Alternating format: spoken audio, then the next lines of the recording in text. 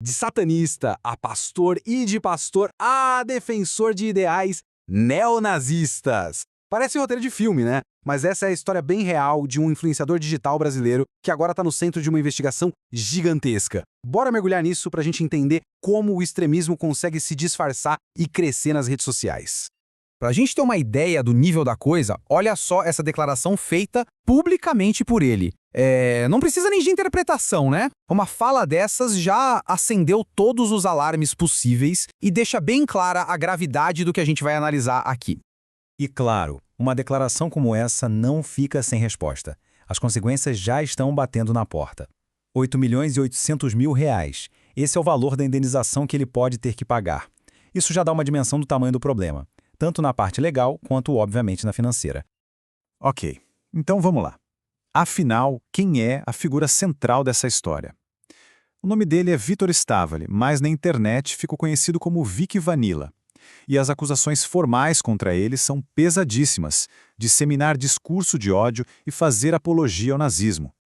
E olha só, nas redes sociais, ele construiu toda uma persona. Se apresentava como nômade digital, católico tradicionalista, e com essa imagem ele conseguiu juntar mais de 90 mil seguidores. É um público bem grande, né? E essa imagem que ele vendia, bom, ela bate de frente, e feio, com as acusações que ele está enfrentando agora.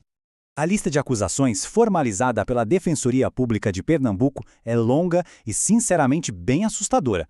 A gente está falando de apologia ao nazismo, incitação à discriminação racial, religiosa e política, exaltação de figuras genocidas e a disseminação de mensagens contra pessoas negras e judias. E não para por aí, ainda tem acusações de estelionato espiritual e apropriação indébita.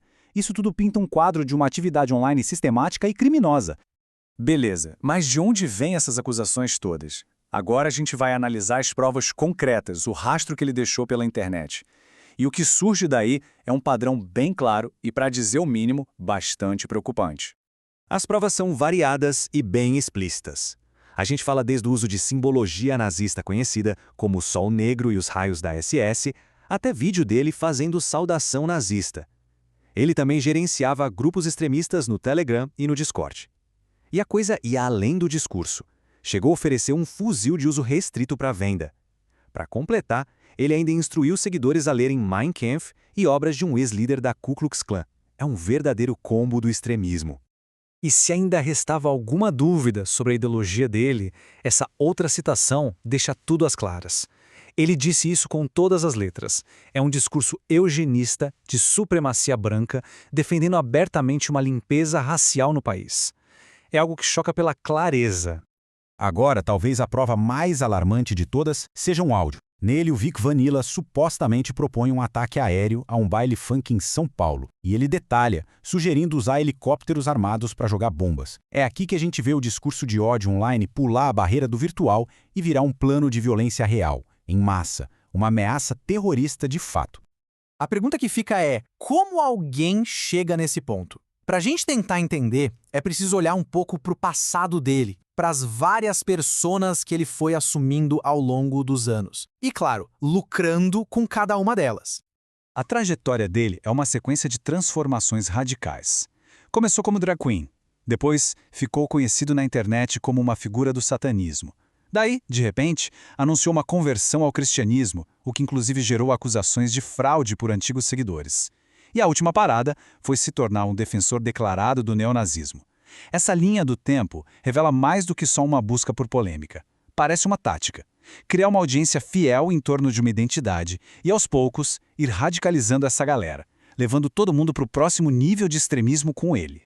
E essa história toda ainda ganha uma nova camada, uma dimensão política, quando surgem alegações de uma conexão com um membro do MBL, o Movimento Brasil Livre.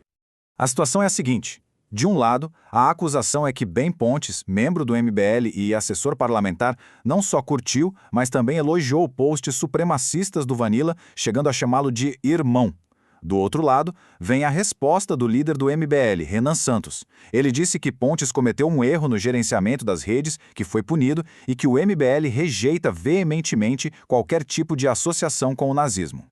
E esse posicionamento oficial do MBL ficou bem claro durante uma audiência no Congresso, quando o coordenador do movimento foi confrontado com um desses posts curtidos pelo Pontes. A resposta foi essa aí, direta e pública. Bom, com tudo isso na mesa, a gente chega na parte das consequências. O que acontece quando o extremismo que nasce na internet finalmente bate de frente com o mundo real? Vamos ver o que está rolando tanto na justiça quanto na opinião pública. E aqui tem um ponto fundamental: a lei brasileira. Ela é super clara sobre isso.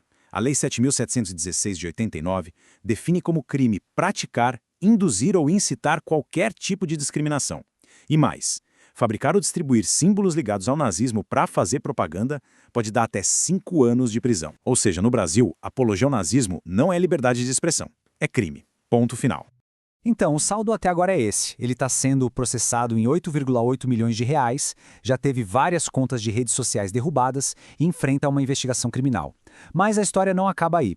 Ele está operando da Lituânia e continua migrando para novas plataformas para fugir dos banimentos, num verdadeiro jogo de gato e rato com as autoridades. E claro, sendo denunciado publicamente por muita gente na internet.